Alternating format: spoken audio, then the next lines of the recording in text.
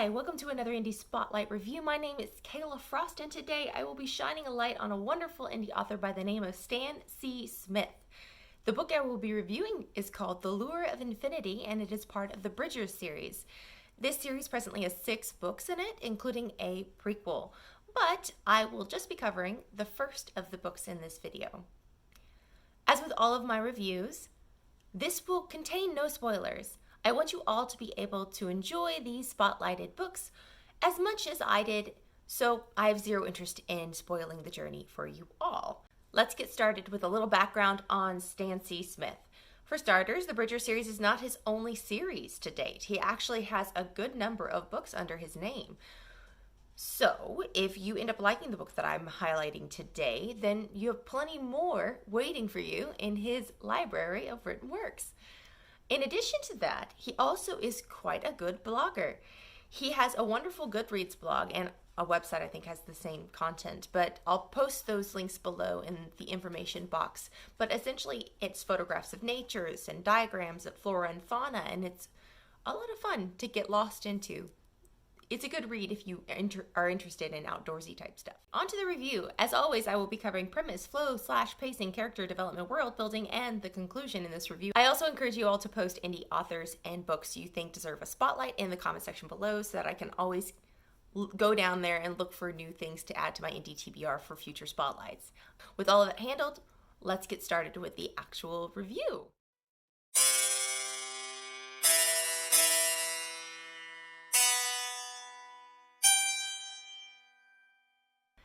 The premise of The Lure of Infinity is simple. Infinity Fowler, our main protagonist, is a tour guide of sorts. Only this is not your normal tourist destination that she is dealing with.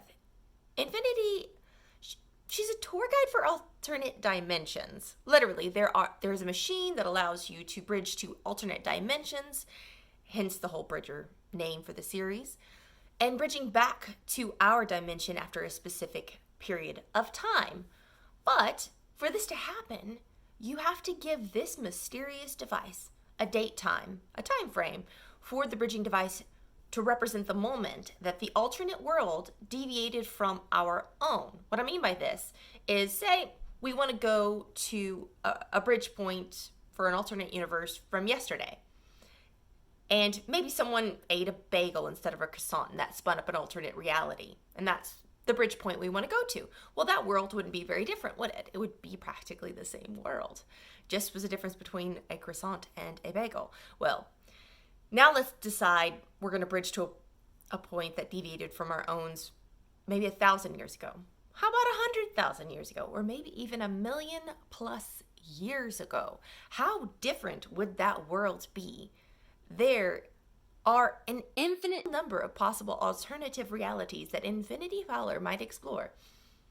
And as this cover indicates, the journey lands squarely in the primordial era, so vastly different from our own, she might as well be a cave person. Furthermore, she and all of her fellow tour guides and tourists are transported with naught but their birthday suits. Now, can you imagine landing in a period, Jurassic, Triassic, or anything prehistory or written history kind of world with nothing but your wits and some tourists that you have to protect? Well, that's the premise. It was a lot of fun. It kept you going. It was definitely kind of horror filled. The premise got full marks, so no complaints. Now on to flow/pacing. The pacing was solid, start to finish. I found no lulls in the content. However, I must stipulate that this is not a heavy novel. It's quite light. It's not a dense prose, so if you're inclined to pick up a copy, know that it'll be a light and adventurous ride that you can probably finish in a day. I gave this full marks because genuinely I never was bored through the entire experience, and that's always a good sign. Next, we have the character development. The protagonists in The Lure of Infinity are very well written. Infinity Fowler is an ex-MMA fighter with a past that is gradually understood by the reader, but she fits the role she was given perfectly. I couldn't imagine a different protagonist for this book, seriously. I mean, you try fighting primordial beasts double or triple your size or weight, and think about the strategies needed to be employed by anyone who has no clothes on. Option 1, run. Run faster. Running is a great option. Do that one. Option 2, make or find a pointy stick post haste. Find a pointy stick or a rock, anything like that. And this is precisely my point. She has martial arts background that allows for an understanding of two-body systems and Newtonian physics that allows her to fight smarter and not harder. Even though she doesn't have any physics background in educational understanding, the fact that she was able to fight smarter, not harder, and use her physics in a way for these action sequences to feel realistic to me was great. And I thought Infinity was a perfect character for the story to be told, and for that reason alone. But her co-protagonist is a PhD student called Desmond. He's nearly washed out of school and is desperately looking for this thesis idea of his during the tour. Desmond was also written believably well for me, and he acted as the perfect balance of reason with Infinity's approach to problem solving. They made a great pair, so she kind of had a blunt approach at times that was not very far-sighted in her approach to problem solving, but he was far more inclined to a long-term strategy, so they balanced well. Not all of the side characters, however, were as fleshed out for me. A couple of them kind of blended together a little bit, and that is why I'm giving it half points. Not all of the side characters fit this description, and I know I'm being a little bit nitpicky because some of the side characters were really, really well done and just as fleshed out as the main characters, but for that reason, there was a little bit of, wait, which one is this? That gave me half points for the character development.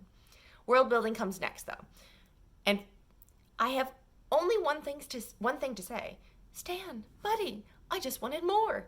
It was an imaginative, beautifully done world that left me wanting more of the stuff Smith is very capable of doing. I mean, look at his blog. He has tons of nature and everything.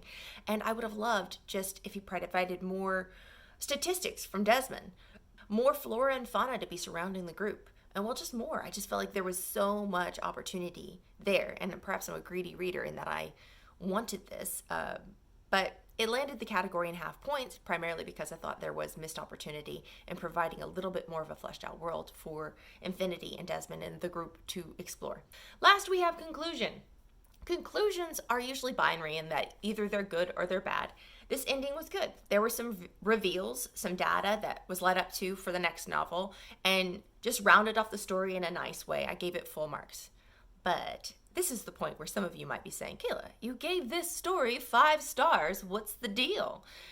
Well, this is one of those occasions where I give out bonus points, and let me tell you why. The Lure of Infinity is a non-stop, action-filled ride that is not, but that's not the best of it. The best of it is, well, what made me give this 5 stars is that the book made me feel human in a way that harkens back to prehistoric times. It is the perfect depiction of human vulnerability, bare skin, fighting for your life with only what your species has genetically gifted you as a defense. I mean, we don't have thick hides, bone-crushing molars, sharp incisors, or wicked claws to come to our defense, no matter how strong a human can be. The situations proposed in The Lure of Infinity called for the very intellect that makes our species, or made our species, so prolific today on Earth. That's the kind of outstanding creativity in writing that deserves an extra star, a bonus star, if you will, in my humble opinion. And that's what made it a 5-star read for me. It's a really interesting ride.